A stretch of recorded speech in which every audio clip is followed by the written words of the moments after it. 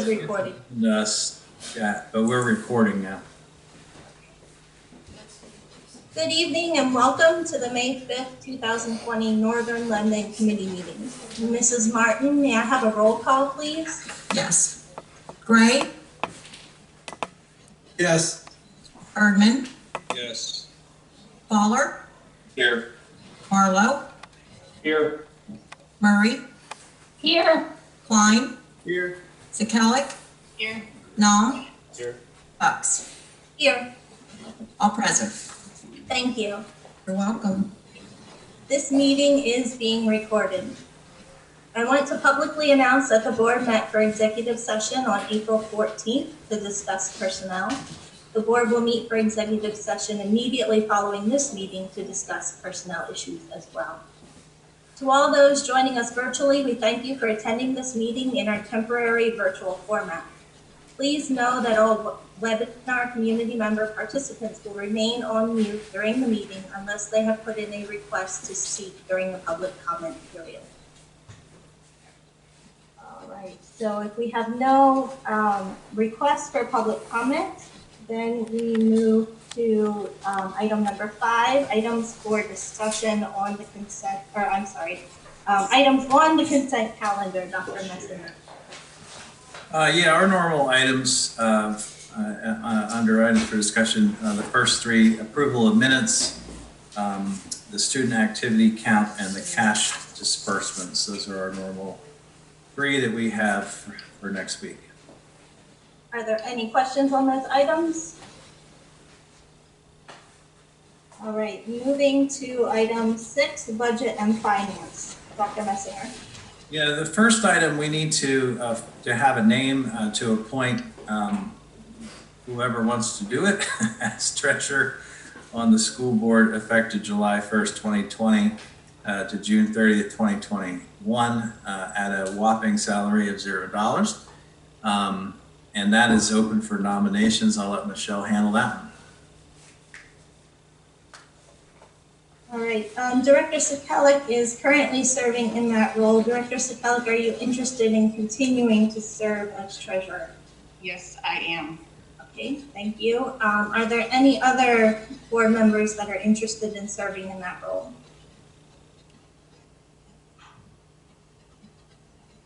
Okay, we'll continue to give that consideration throughout the next week, and next week we will take nominations and vote.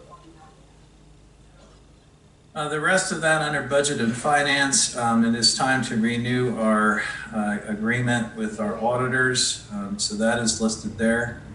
There are a la carte prices that have changed for the 2021 school year. The old prices and new prices are listed for you on board docs.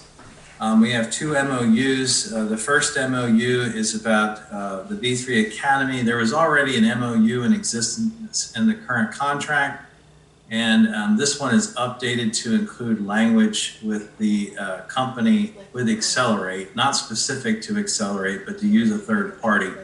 Also included in that MOU is just an opportunity for us down the line if we add another third party vendor to increase our course selection. Then that's built into there as well. Letter E is an MOU also, and I really appreciate NLEA's working with me. There's language in the current contract about faculty meetings and conducting business, I believe I'm wording it correctly, items, but not professional development. I really want to emphasize that faculty meetings are a great opportunity, I believe, for us to provide professional development, and our professional development opportunities are limited. So this gives us an avenue to do that. We will still stick to the guidelines of 7 hours a year of time outside the contractual day. But this allows us to do some professional development when appropriate for the staff, which I really appreciate them being willing to do that. One of the things that we did that we never actually approved was the agreement with Crabtree. We approved to go with them, but the actual document was not prepared at that point in time. So that is there, keeping in mind that is a They've had some discussions in terms of collecting information from us. However, we agreed that we can't get public input right now, so we're at a little bit of a standstill other than them just getting some background information. Also, the NLSD resolution in response to COVID-19, that is there, which outlines some changes, the ability to change some of the requirements. We talked about that before. For instance, we have it in writing, graduation requirement for community service. And obviously kids can't get out and do community service right now. A lot of them would have finished that up this spring and they can't do that. So that's an example of something we're waiving in order to make sure that seniors can graduate under some new guidelines.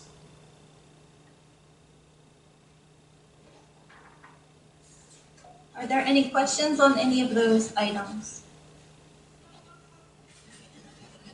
Is everybody okay with those items on the consent calendar? I just have a quick question. Number 2, that audit agreement, the audits are required by law, correct? Is that something that we have to do? Yes. And Gary, from your perspective, this is your, we just had their review. You found them to be very competent and Yeah, I believe so. I think down the road, Leanne and I talked at great length about this. Down the road, it would be nice to probably find someone closer to home. I will tell you that in today's circumstances, with everything going on, in addition to that, we lost our assistant business manager. As you know, Steve got a promotion and has left, and we have someone new that really doesn't, you know, we're training. She's been working and talking with Leanne and overlap with Steve even a little bit. But I guess the way we looked at it right now was, because we know what they're going to ask for, because we know how they do it, they don't ask us to do very much. They come in, they kind of do it. We know what they're looking for. We felt with all the things that are changing, it would be good to go one more round with these folks, and then look to find someone a little closer to home. I believe there's people out there closer to home that will do a good job, but we kind of know we kind of know the procedures and how to work with them at this point, because we've used them for a little while, and we're just. I got Leanne on overtime right now, and then on top of it, without Steve here, it's a little bit of a learning curve. So we felt we could just move forward with this group for this period of time. sounds good. Thank you for the input. Yep. Are there any other questions? Is everybody comfortable with consent for those items? All right, we do not have any items on the agenda for buildings and grounds and extracurricular. No, although I will make a statement that they have started work on the track, and it's the old surface is off. Like a piece for your bedroom or house, I will go down and grab you one. But it was fascinating to kind of watch them peel that off like a rug almost, but that is off. So the track is currently closed. Thank you for that update. Item 9, curricular committee, Dr. Messinger. Yeah, before the craziness started, we had 3 policies that we had given to you 2 board meetings ago. So this would be final adoption of those policies. Unfortunately, we have not been able to get together to go through any more, but we'll do that as soon as we can. There are 2 curriculums that I had passed along to you, and then a textbook, and then finally the approval of the awarding of high school diplomas to the 168 seniors pending completion of their graduation requirements. Are there any questions on those items?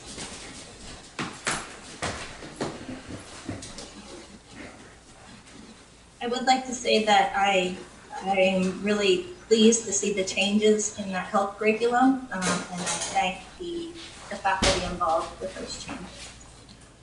Is everybody comfortable with those items on the, on the curricular committee being on as consent? Moving on, item 10, human relations. Okay, we have an FMLA request as letter A. Under letter B, long-term professional middle school life skills substitute. Under 3, it is currently listed as TBD, but we actually do have a name we've offered, they've accepted. I'm very pleased we'll have that name for next week. That was one we were worried about. There's not a lot of folks out there, and I'm telling you, I've talked to Cindy Miller today, who's leaving us, and talked to her about this interview. She's going to be good, and she's got a passion for this. She's been doing it for, I think, 14 years. They're relocating to Harrisburg from the Pittsburgh area. She's a Steelers fan, which was the main reason we hired her. And she really, a lot of the things she said fit right in line with our program and what we're trying to do. And I think she's got a good understanding of middle schoolers and wants to make it exciting for them and had some great ideas. So I'm very pleased with that hire. And then we have approval. This is from March, right before we went closing, as a mentor, Amanda Albright. Also then we gave you a job description for a supplemental learning support teacher. That's the elementary position we talked about before. That was a move of a teacher due to numbers, and that's a budget neutral position. And then just for an informational item, Dan Lingle will be transferring from business ed to tech ed to pick up coursework there. Are there any questions on those items? Is everybody comfortable with having them on the consent calendar? All right, our last item for this evening is budget. Okay, Leanne and I are going to give you some information. Mr. Reese, I'm going to need you to enable my screen sharing.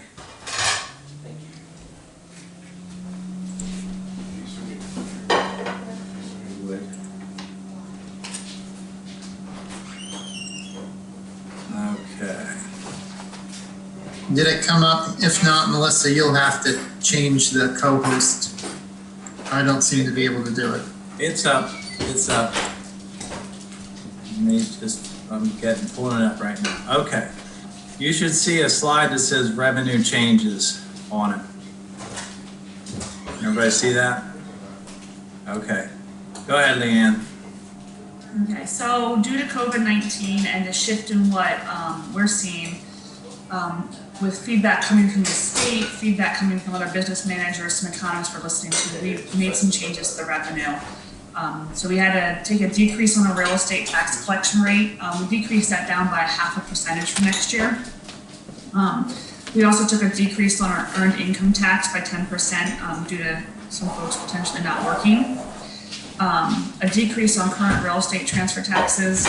Currently, real estate agents aren't really permitted to work, so there's obviously a huge decrease in real estate transfer taxes right now. And we're expecting that market will not completely bounce back right away next year as of July 1st. And we also decreased our state basic education subsidy funding to be level back with what we received in this school year of 1920. And then also our transportation subsidy for next year will be based on this year, and because we're not transporting students for a portion of the year, we aren't expecting that next year we'll receive our full transportation subsidy. So we took a 20% decrease on that as well. And you can see right there on the right-hand side of the slide is the net impact of $953,000 to our revenue. I made it a little bigger. Thanks. Okay. Okay, so with that, Gary and I got together and spent some time looking at where we can make some even more expense cuts and changes to us to try to bring us down into line with and make changes that would make it beneficial since we're gonna lose that revenue. So with personnel, we did some savings there. Equipment purchases, we made changes, as well as technology and athletics. And again, you can see that we came up with the ability to cut out an additional $359,000 out of a budget that I consider was already pretty bare bones. We had made cuts, if you remember, of approximately, I'm going to say, Leanne, $400,000 to $500,000, so that to offset the increase in salaries, so that we, could present a budget that was basically neutral from last year. In addition, I just want to note that those personnel cuts, it was actually more than that, but we have since had some discussions as a board about the classified staff and where we are with their new agreement for next year, their new handbook. And the amount that was decided for them was added into the personnel. So we had to add the classified costs into it, and then so that was actually higher, and then we deducted. And then Leanne was down to, we were kind of talking about where to go next, so I'll let Leanne kind of talk to that. Yeah, so we kind of looked at building budgets, buildings and grounds a little bit, and budgets that we potentially thought we could make a cut to 10%, and came up with that we could probably get another $500,000 out. But I want to be very clear that these cuts of a 10% will be felt throughout our district. That these aren't cuts where we can just make them and it's going to go without, creating some waves.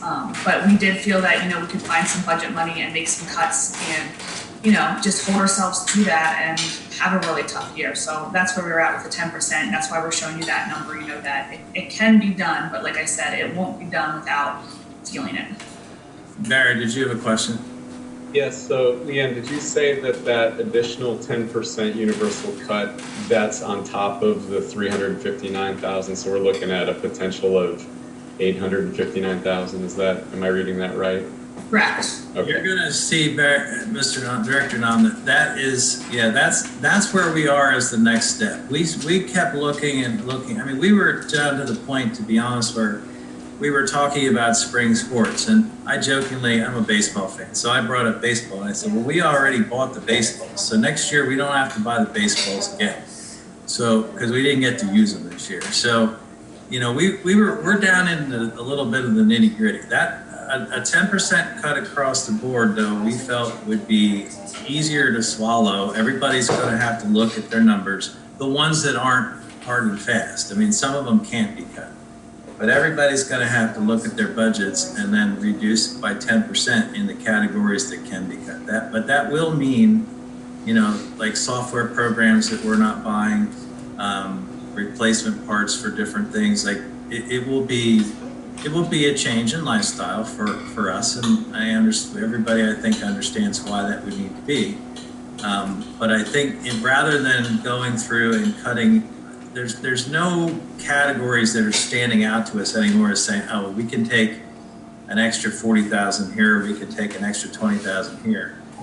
Now I think we're down to the point where it will be easier to across the board do a 10% and come up with the 500,000. Thank you.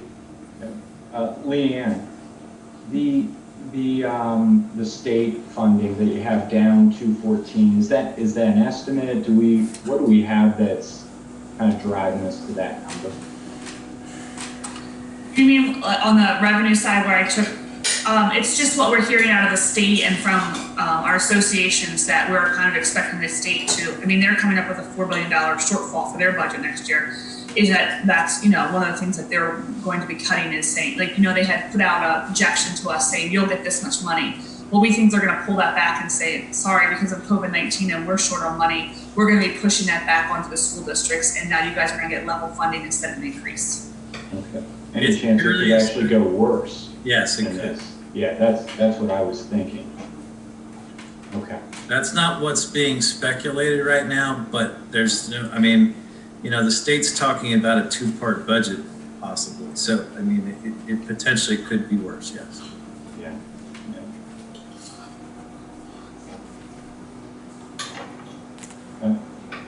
And then this slide, I kind of put together where we're at now, just to kind of understand where we're at. So you can see there we are pre-COVID-19 at the 0% tax raise where Gary and I had kind of presented a budget neutral for you budget. And then going forward, after implementing into the budget, those changes that you just saw on the last two slides, there at the 0%, you can see your revenue and your expenses and what we couldn't cut out of expenses. So that's your $593,000 would have to come out of your ending fund balance for next year. And then you can see the impact of a tax increase at 2%, 3%, and the 3.2998, which would be our max of the index and where that leaves us. And underneath that, I kind of just wanted to remind everybody that not included in the budget, so we had intended to use ending fund balance to cover the track resurfacing and the transfer from the cafeteria, the last one of the three. And also if we want to put a budgetary reserve in and give ourselves a cushion, which I kind of recommend we do, especially since we know our budget's going to be kind of bare bones and our revenue could potentially get worse than what we're predicting here, that we do put in a budgetary reserve just to allow us to tap into ending fund balance should we need it next year.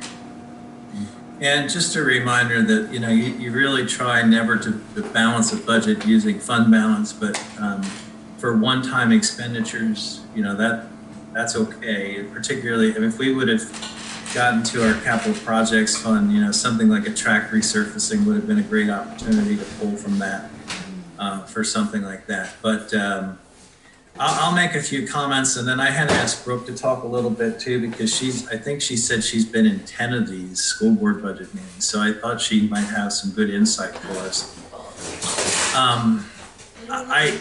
I have agonized over this for 2 weeks. I've had many conversations. I've had a lot of conversations with you guys.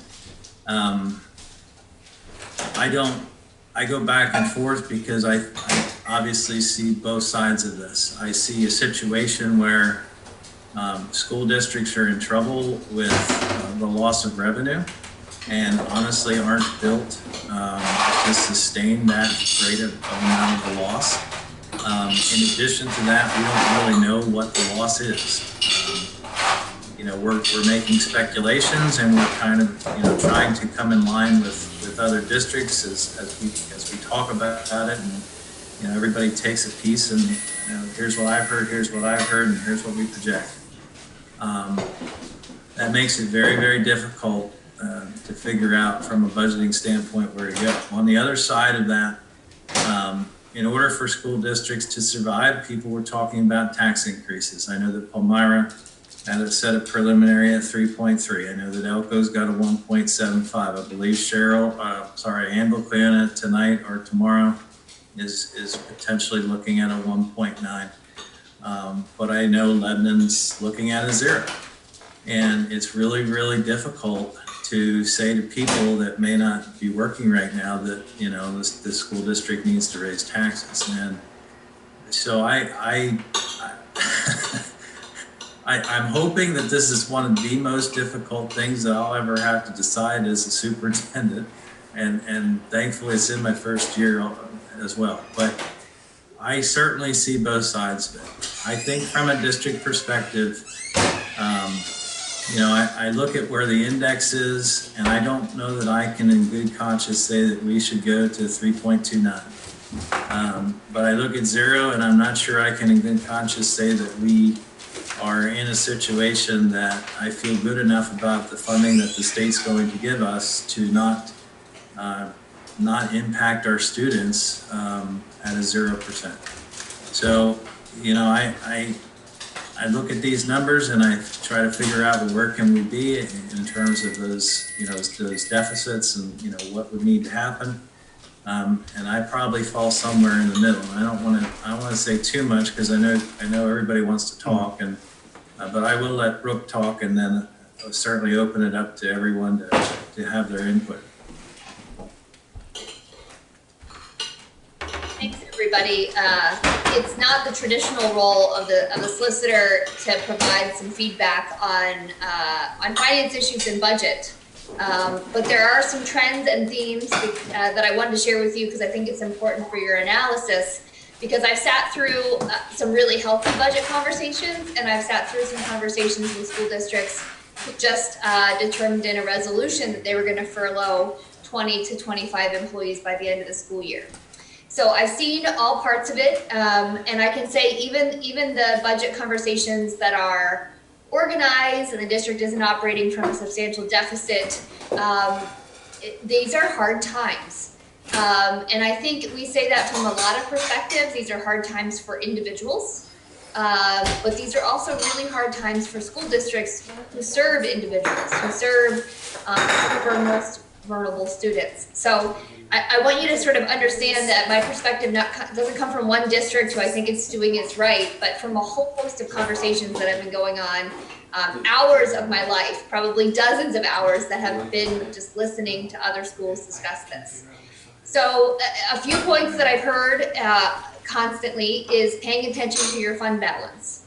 I have one district that right now is operating within this school year at a $900,000 deficit. They have a $2 million fund balance, and the only way they can begin to basically balance their budget is with a pretty substantial tax increase, as well as dipping into their fund balance. And if they don't do any tax increase, their fund balance would not even cover the balance of the budget for the remainder of the year, and would also put them in a position of essentially operating at another deficit. So the fund balance is a sign of your health as a school district. It is there for concerns, it is there for emergencies and various other things. It helps you with those things that are unanticipated, as unplanned, not present in a typical budget, and that you need to have in a reserve for your financial security. There is an upward limit of how much money you can have in there, and I don't think you're anywhere close to that. So it's very important to pay attention to that. You've heard that from Leanne before.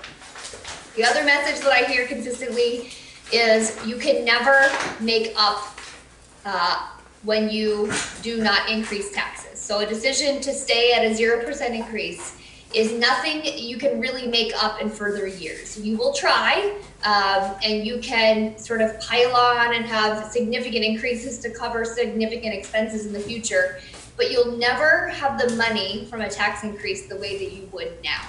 That's just how the return of money occurs in the economy. And I think that's why many districts are saying, my goodness, we hear the plight of people who are not working and are in hard times. And then we are looking at ourselves and saying, we also feel like, someone who's on unemployment as a school district, because we don't have any guarantee of the same kind of funding that we've always expected. And yet we have the same quote unquote mouths to feed. And another thing that I've heard, sort of the third theme in all of this, is that the needs of next year and the year after that are considered volatile, and they're going to be different. Even if we come out of this full school closure and epidemic and nothing happens again, things will still be different in the fall. There's an expected resurgence, but even putting that aside, there are going to be steps we're going to have to put into place relative to transportation and how we run school, and expenses related to how we take care of our most needy population, special education, students without remote access. There is going to be an increased emphasis on remote instruction throughout the Commonwealth. There's likely going to be a decrease in transportation funds, and there might be an increase in how much transportation we have to provide. So there are a lot of needs next year that are, I say, more in the unexpected category than we've sort of ever seen before. And that's even assuming that our state legislature and government passes their budget on time. I think Leanne is right when she reports that everyone is assuming there's going to be additional declines in revenue. That is not her being wild and crazy and reactionary. That is the trend that is appearing on every district budget chart. Those calculations that you're seeing, that is in every school district. So that is not unique to you guys, but is definitely unique to school districts. Another important thing, I think this is number 5 that I heard, and that I know to be true, is that you only have PSER's guaranteed rate through next year, I believe. I think Leanne's going to shake her head. And we don't know our rate for the year after that. Is that right, Leanne? So remember, guys, the PSERS fund is funded by the market and also by your contributions. And about 45 days ago, the public bond market was in the toilet. So we had a school district who was going out to do a construction project, and they needed to get bonds and financing for that, and the market was at zero. So the market has increased substantially since then, and so we've seen a wild fluctuation back, and it's doing a lot better. If you invested in the stock market during this time, you might have some great gains. But we don't know what the market's going to do moving forward. We also don't know what the PSERS liability is going to be after next year. And so there could be a greater call on school districts depending on how well that PSERS fund has recovered. That's another big unknown. And I'll just say sort of finally, when you're considering, doing nothing versus doing something and sort of finding your middle ground, if it exists, that I sense within this board and in every school district, but mostly with you guys, that you are focused on doing something different with the district. You are wanting to change your capacity, your reputation, you're after something. And the unfortunate part of that is your commitment to educational excellence and those obligations to your employees are only going to increase. So if you have your eye on this target, it requires more money to get there. Your administration is already trying to do more with less. I think they did a great job on that. More so, I think, than some other districts that I've sat through their meetings where they're only now having the conversation about what additional cuts they have to make. And I'm seeing that on the news, I'm reading reports. None of those, of course, are our clients. But I would say this, hold on a second, there's a beeping noise. This is gonna be where it sounds right. Sorry, I'm not sure what that was. But, you have to pay attention to what your long game is. And circumstances now are circumstances now, but your goals and your ideas and your obligations to students and the change you want to make is something that you're investing in now. So those are the 7 or so themes that I've heard in sitting through dozens of school board meetings. You're in the right spot, you're tackling these problems. There's no one right answer, but it's really important that you realize the decisions you make now are not just for this year, but they're focused on 5 years from now. That's all. Thank you. And with that, we'll open it up to anybody who wants to talk. We have a potato pop. So board members, please, openly make comments. We ask that everybody speak once, speak until everybody has had the opportunity to speak, and I'll reserve my comments to you. What? I'll speak first. I'd like to let the smart people finish it up because they know a little more than me. But I think Brooke made some good points. I was, before the virus started 2 months ago, I was prepared to do what we needed to do as far as taxing goes because of the possibilities that we were looking into for some future either renovations or projects and programs. Then when the virus hit, I started to rethink things, and I thought, geez, how can we even think of raising taxes when a lot of people are getting buried by this? And the more I think about it, I do feel with, on the same lines as Brooke, as a board, we definitely, I think, have a vision of improving programs and facilities and trying to take the school district to a new and different level. And, to do that, I do feel that I can feel good about raising taxes a certain percent, especially if I see us being responsible in the way we're spending and not just being responsible in the way we spend, but hold on a second, my boys are talking. The beauty of virtual meetings. What did he actually just say to them? Okay, I'm back. But I can feel confident raising taxes at a certain level, and I'll get to that in a second. But as long as we're showing that we're trying to be fiscally responsible, and when Gary and Leanne show us cuts of $800 and some $1,000 that they've made, I'm very confident and comfortable with their thought process and how they are utilizing our money. So I was kind of thinking 1.5%, 2%, and just because I do know that if we don't raise the taxes and we are spending responsibly already, I think we're going to put ourselves in a hole. And my goal is, when my term on this board is done, hopefully that the district's in place with programs for our kids, facilities for our kids, taxpayers being treated responsibly, and I think all of those things are met when, even with a 2% or 3%. Personally, I'd feel better with a 2%. So that's all I have to say.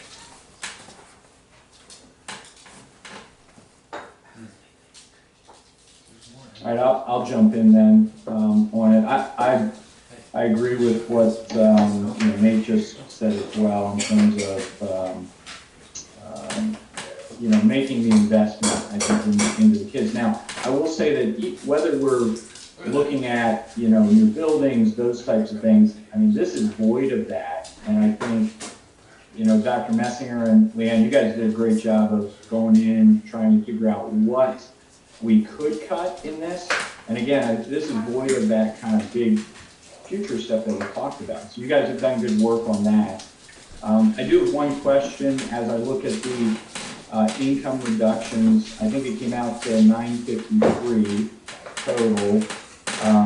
And there is, and I think I sent something to Gary earlier today about the CARES Act, that we have the potential to pick up 279,000. So if we get that, and that's an if, I know we have to apply for it. There's a lot of promises out there, but I would look at that. Even if we put that in there and we got down to 674,000 reduction, I still think that is, boy, that's a big gap, because the state income side of it, man, I have little faith in that number staying at that 214. I don't know where the money will come from. I mean, businesses are struggling. They're going to come out flat. They're not going to end up paying a whole lot of taxes at the end of this year after a really difficult quarter. So, even with that coming back in, this it's a tough income year for sure. Dr. Messing, you talked about some of the other districts and what they're doing, and Lebanon specifically saying, hey, they might go to zero.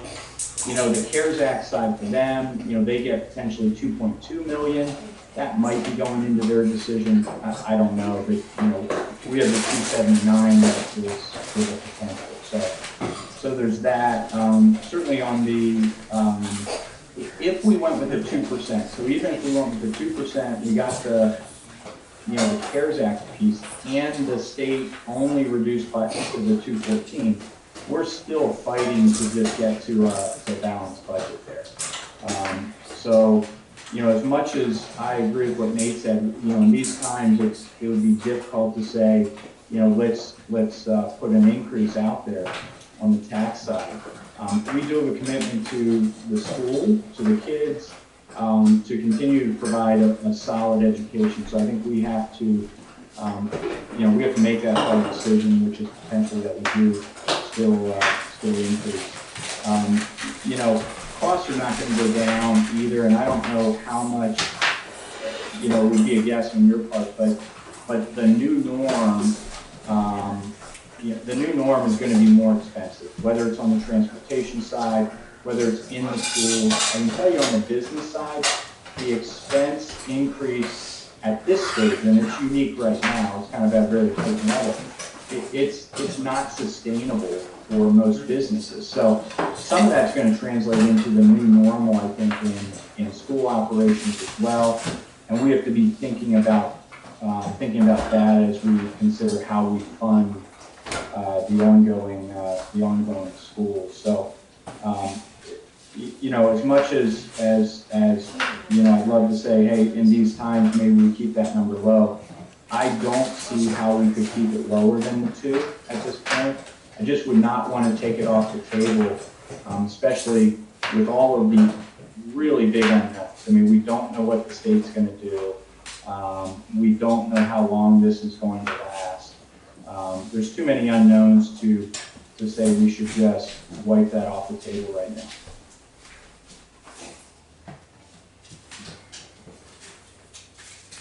That's all I have for now.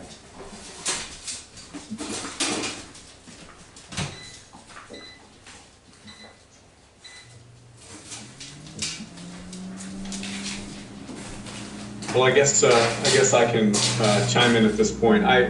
Much like Gary, I've thought about this for a long time, and when I think about the options, it seems like we have an obligation to look out for the interests of taxpayers. We also have an obligation to look out for the interests of the school district and specifically kids and the education of our kids in our district. And I think, you know, when you look at the options, there are essentially 2 right choices for us. One is, I think Gary said it well, Dr. Messinger said it well, you've got a choice of a 0% increase or the index at 3.299. Those are the 2 right answers when I look at this. Neither one of them are things that I want to do.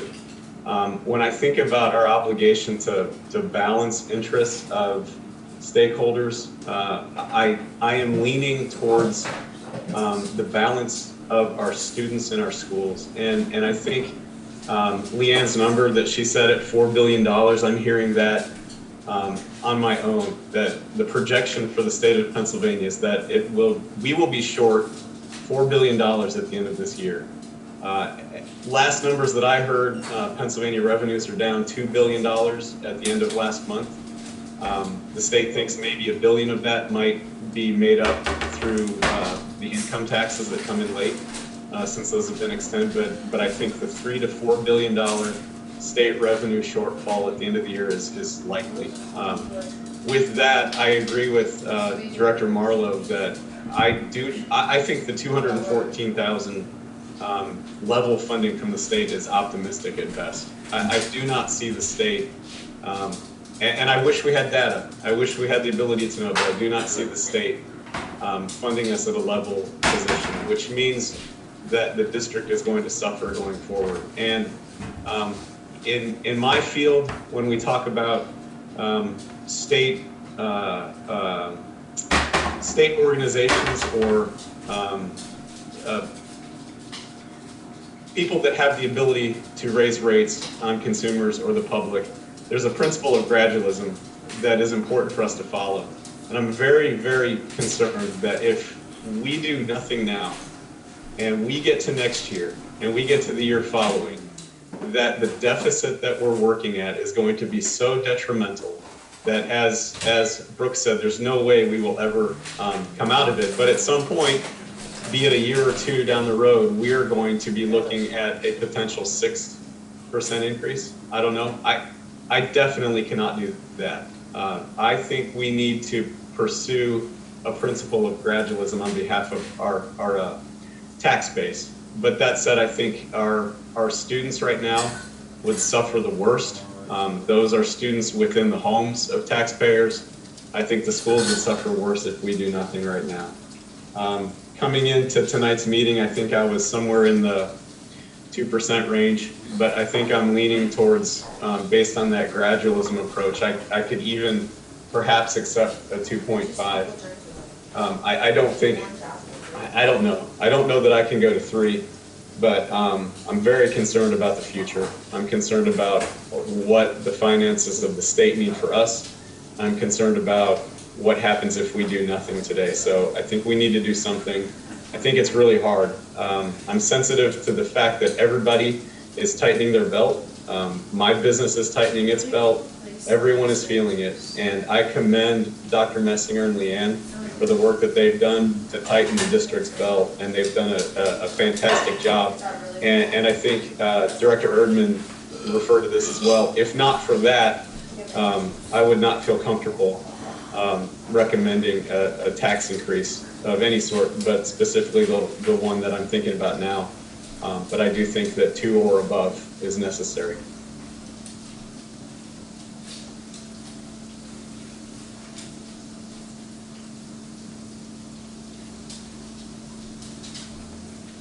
I guess I'll hop on to, Director, now you were finished, I'm assuming? Yes, I apologize. Nope, nothing, I just didn't want to cut you off inadvertently. I think everything that's been said, I would echo. It reminds me of a year or two into my work on the board. We had some deep cuts in revenue, and there was a comment made that everybody gives up something in a compromise, and the compromise obviously is that, you know, we have our constituents, our taxpayers, that are asked to, you know, to take on the burden of increased taxes, and yet we're also straddled with not straddled, but you know, we're assigned to make sure that the school district runs smoothly, it runs fiscally responsible. So we have all these different things coming at us, and the one consistent thing that I'm really grateful for is Dr. Messinger and Leanne's work on doing those cuts. But those cuts at 10%, they're going to be painful. It's not like we're just, okay, 10% people will live. There definitely going to be some pain in that. But in that pain is where we don't want to do those. That's part of the equation of, you know, where do we line up our taxes. I am in agreement with most. I cannot see 3%, or 3.29% as a viable option with the economics right now. But I also think that the income that we are looking at is the best case scenario, and everything I think we'll know much better in June when the actual numbers start coming out to reflect what's happened in April and May to the economy overall. We'll have a better insight into where we're at. But in that I think there's probably a compromise in between the 2 and the 3 and the 2.5, something like that, to kind of stabilize us and put us in good footing should those numbers not pan out as well as we would like. And that's all I have to add. Thank you.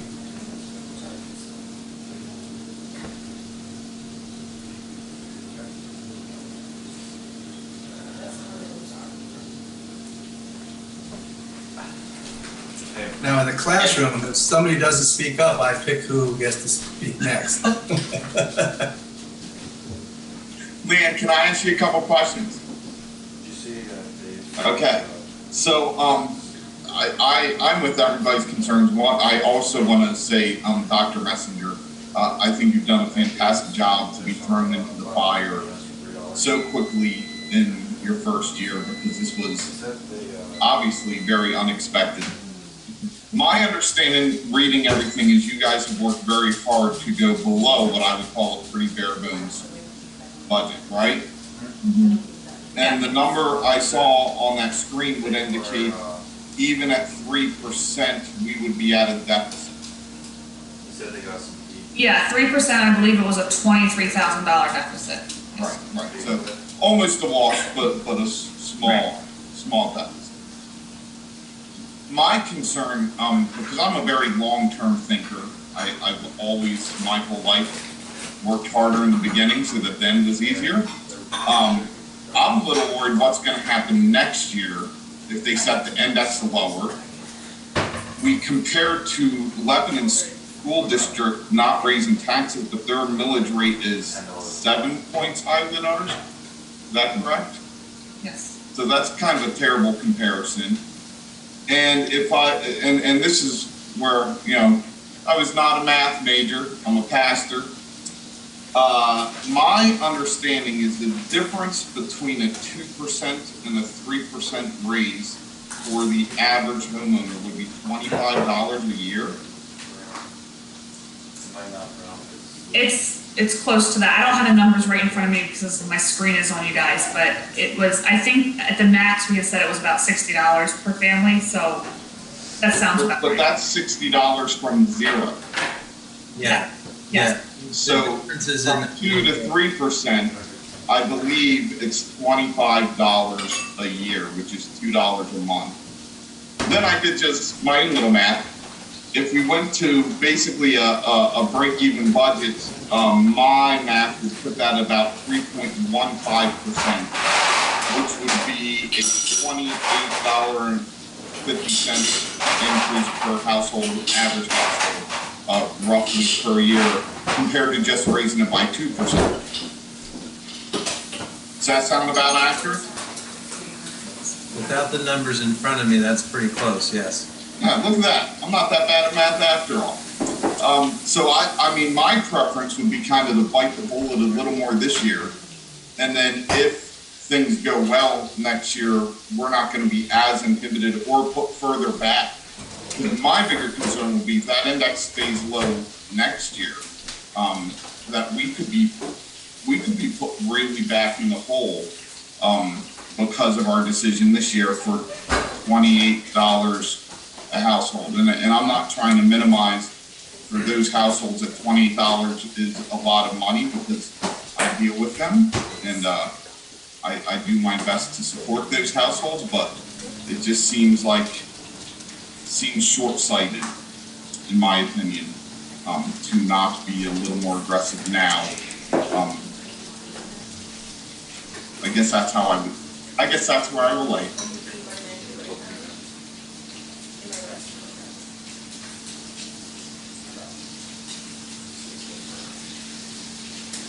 Do I get to pick next now?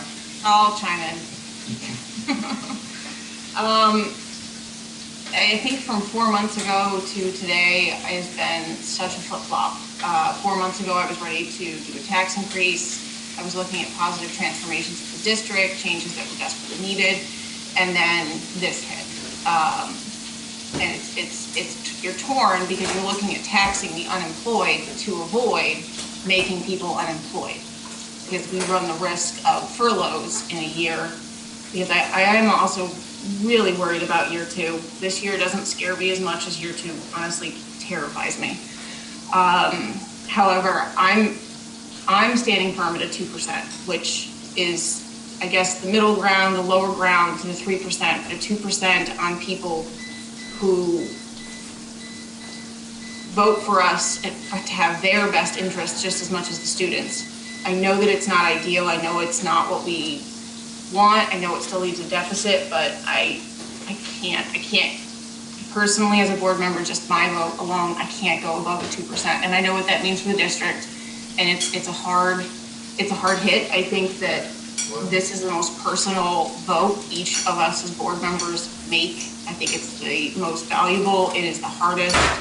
It is personal on so many levels. So I guess they'll just leave it as like where I'm at is I'm at a 2%. I'm done. Next up.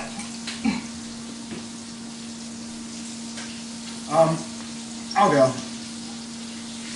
I've thought about it a lot over the last couple of days, and hearing everybody speak, it was nice to hear everybody speak, because I see what you're all saying about what this looks like,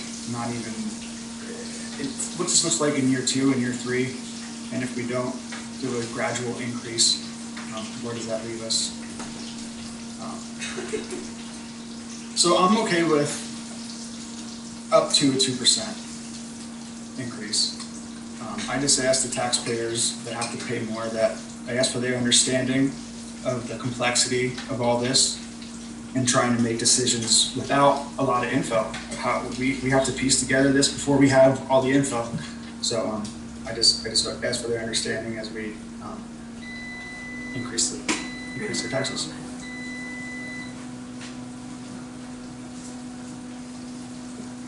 And that's all I got. So just a couple things. Thank you guys for your input. I appreciate everything that everybody has said, the research they've done, the individuals they spoke to. I particularly thank Dr. Messinger and Leanne for their hard work on this. I know they were not easy decisions. A couple words that stuck out to me as everybody was presenting the information. Things could get worse. And I don't want to be doom and gloom and think about it from that perspective. Of course, I want to have hope in all situations, but when I think that things could be worse, I want to plan for that. There's going to be challenges. These cuts that we're already making and already planning for are going to be felt. And we just have a lot of unexpected. And so I feel like we need to be prepared. And so prepared, I think means that we need to have more than a 2%. I would be willing to go higher than a 2%. I think, you know, to me, the middle ground would be somewhere between a 2 and a 3. I don't want to have to do that, but I feel like it wouldn't be wise to do anything less than that. I feel like we do have goals. We have to look at this long term. We have to look about where we want to go, and for me that means a 2.5 or higher.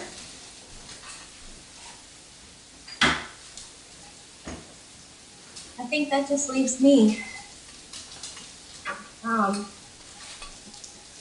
So I think I just want to start by saying, you know, I think we're all grieving that we're at this point.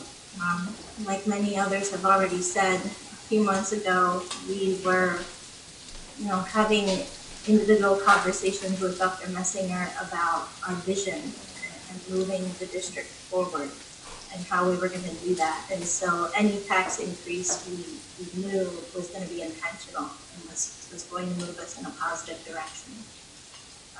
And now, quite frankly, we're in survival mode, and that's not just us, but that's all the districts across the state. I've been meeting in webinars with other presidents and vice presidents of other districts, and they're all in the same boat. We're a little harder hit in some ways because our millage rate is lower, but everybody's scared. Everybody is upset about having to make decisions when we don't know the cards that we're dealing with.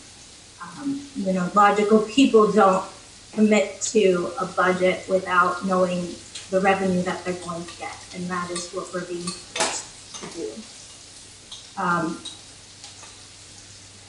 In thinking about raising taxes, you know, we all have a heart and we all feel for those individuals that are out of compensation at this time.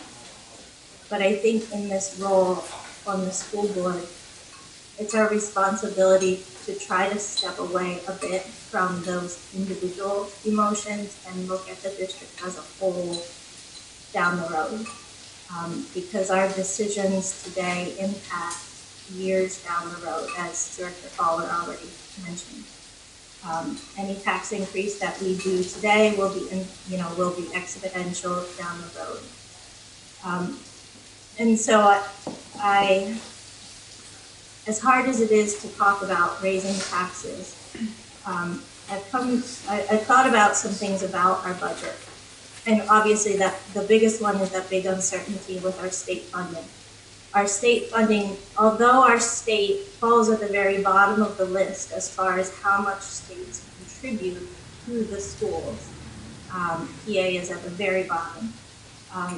The state contribution is still 40% of our budget. And as others have already mentioned, we're basically guaranteed, we're not getting any increase, but it is very likely that we will be at pre-2019 levels. But we don't know how far back that will go. So we just don't know how deep our hole is. The other thing that, even without those uncertainties that I've considered, is that in a normal year, our increased costs go up approximately 2.5%.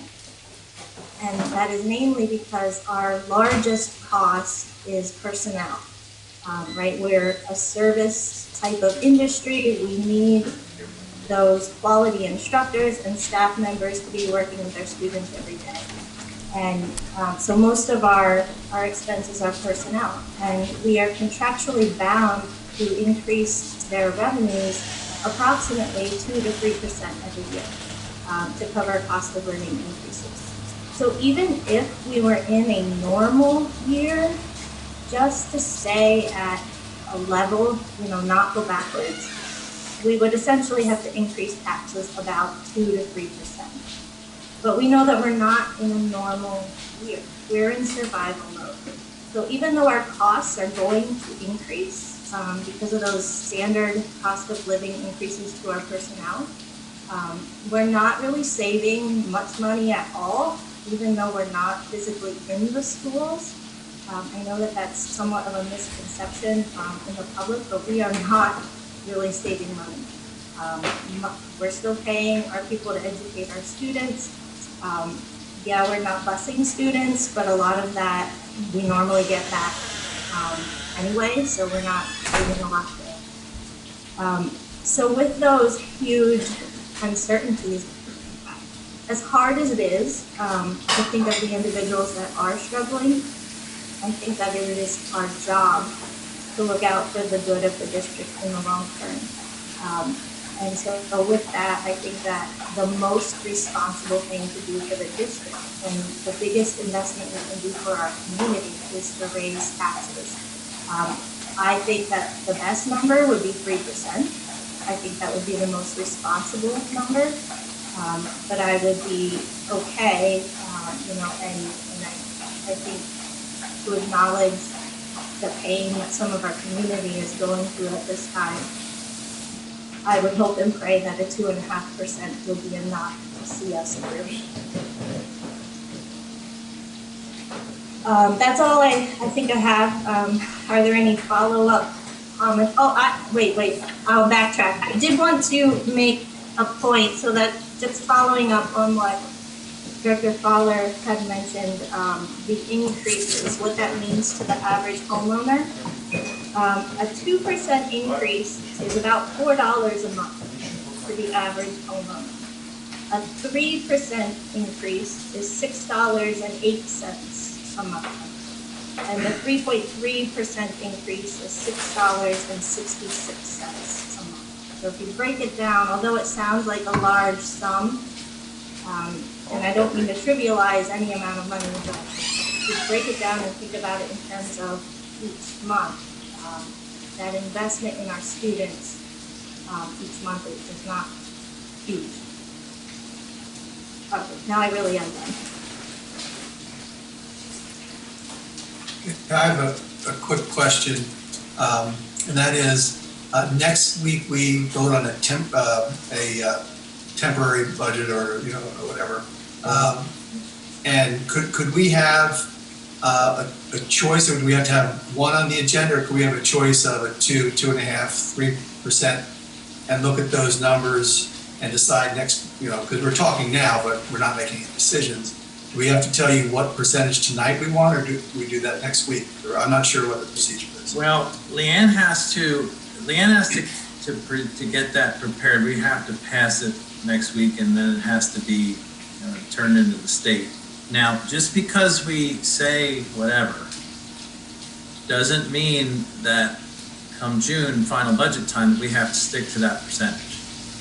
So we can say, I'll be honest, after hearing everybody,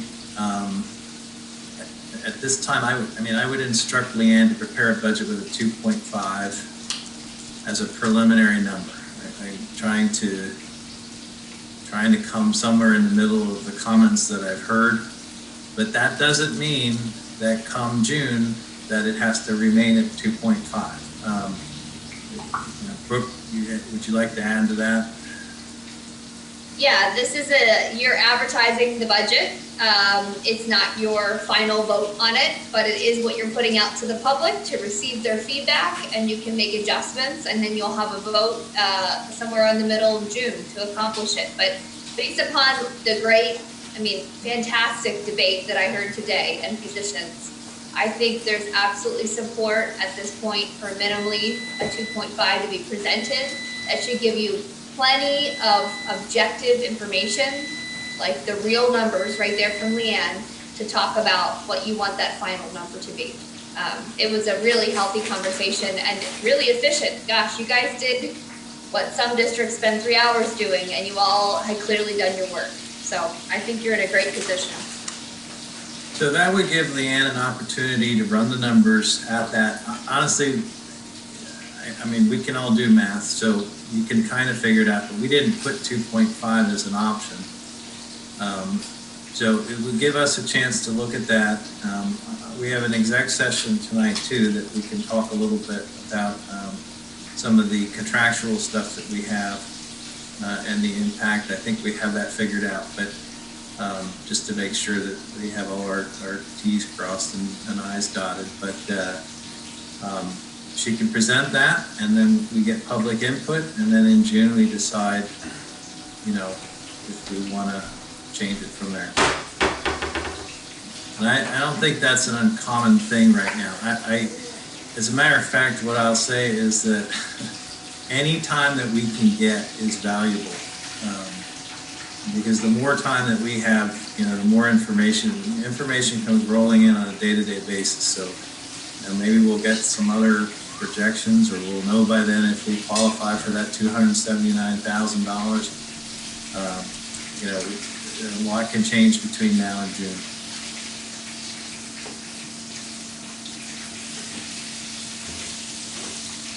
Does anyone else wish to speak more about the budget?